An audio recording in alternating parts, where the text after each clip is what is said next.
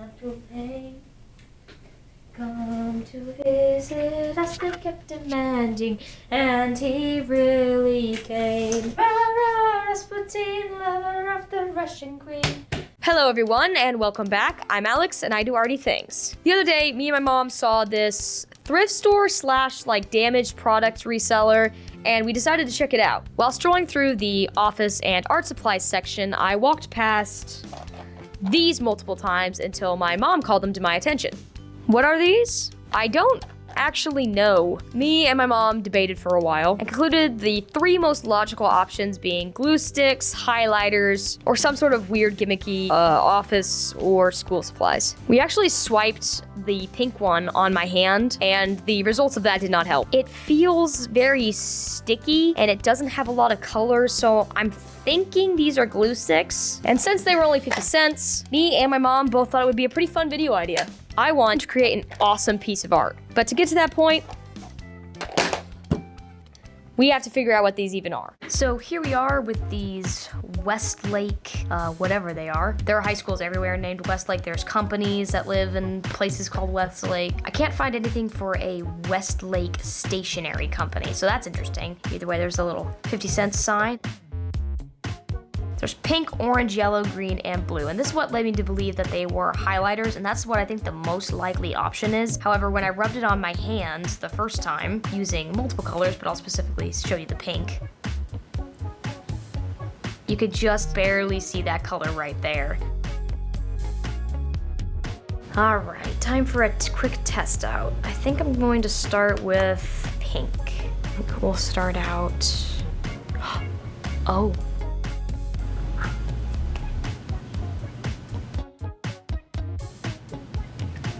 It's hard to imagine it as oh, there we go. It's a highlighter. So one part of the mystery is solved. They're highlighters, but the question is, I've just never seen highlighters this creamy. I can't imagine this is very helpful in the book. So there's a little bit of smudging. Maybe I can get some blending in there or something. So you can't see it at all on top of this marker. Okay, you can see some on there. It works on top of lighter colors. Now on top of darker colors, it's really hard to see. Granted, this is black. That's helpful to know. We can do line art. The Copic multi-liners do work, and then my Hoohoo fine liners also work. So let's try, let's see.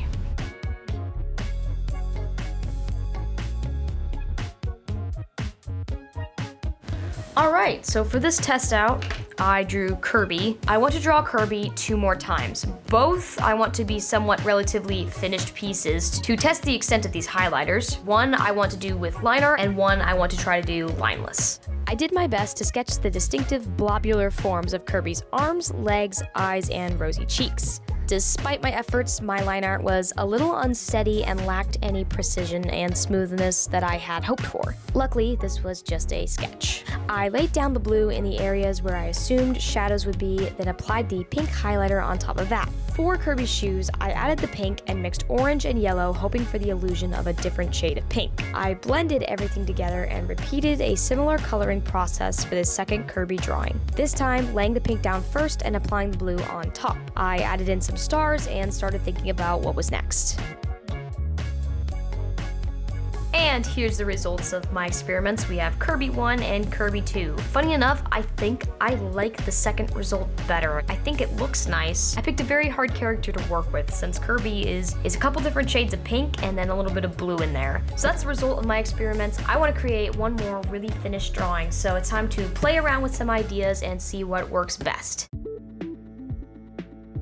When I started this project, I thought about how I could work with the limited colors and how they would best be showcased.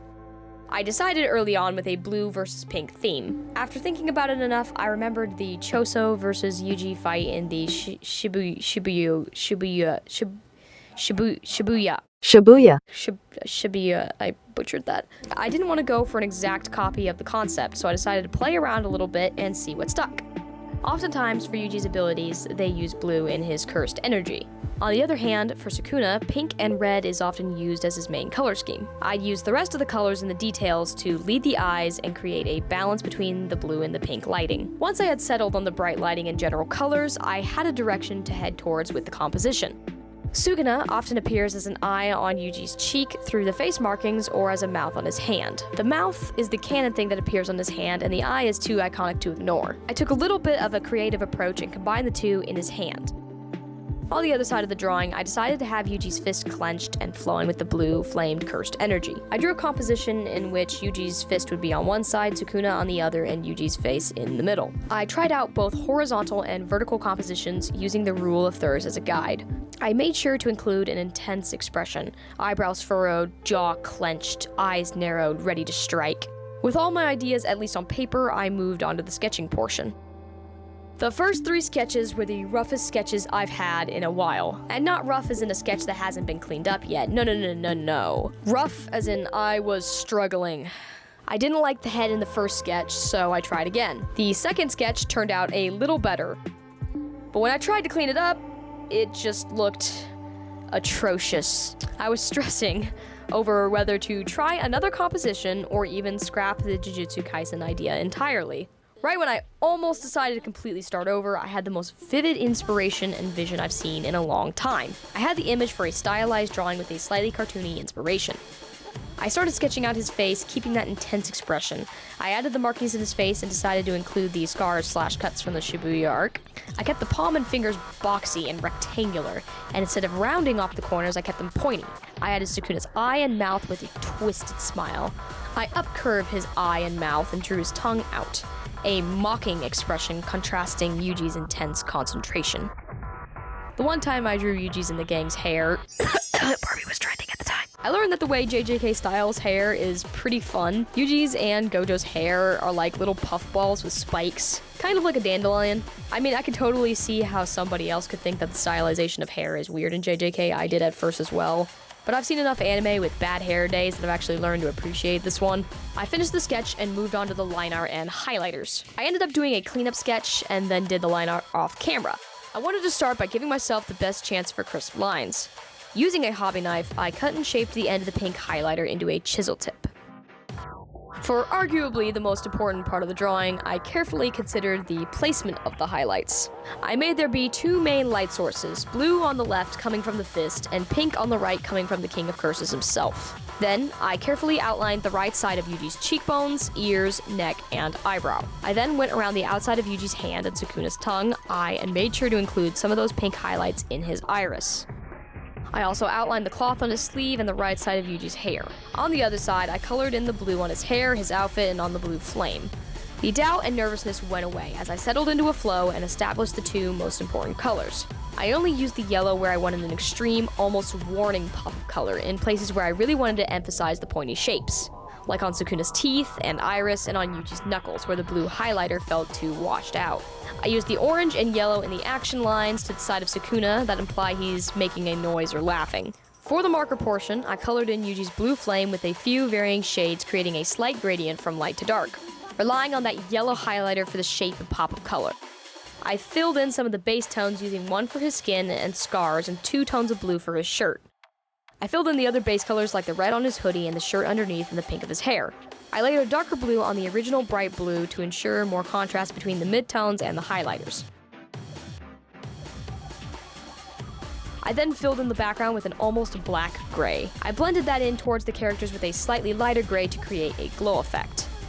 I kept Yuji's and Sukuna's eyes simple with a base tone of brown for Itadori and red for Sukuna. I started shading the skin of the hand, using darker tones leaning towards purple and mid-tones leaning towards pink to support the idea of that glowing. I did try out some new camera angles, and my camera's resolution is mid, so I apologize for it being a little blurry.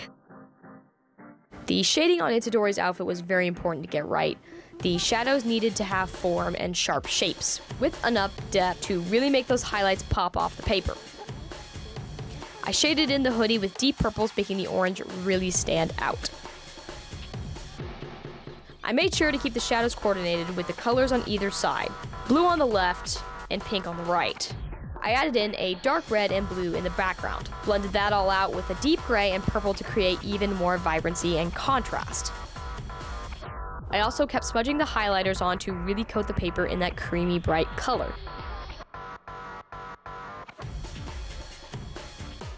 I used a white Posca for some much needed highlights, and a black Posca to go over some of the lines that were covered up. I made a white outline inside the flame and finished the drawing off by using a purple and red pencil on Yuji's face for a little more color and texture.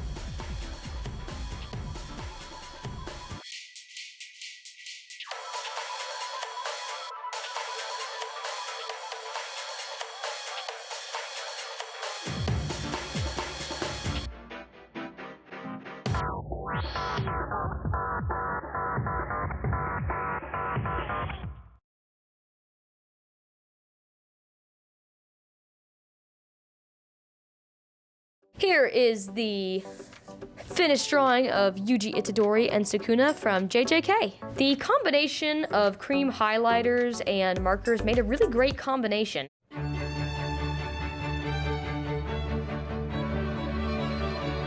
The shadows create a sense of depth and contrast to the bright highlights that not only add a splash of color, but also serve to make the characters pop. I am absolutely thrilled with the way this turned out. Thanks for coming along with me to create something awesome and arty. I'll see you all in the next video.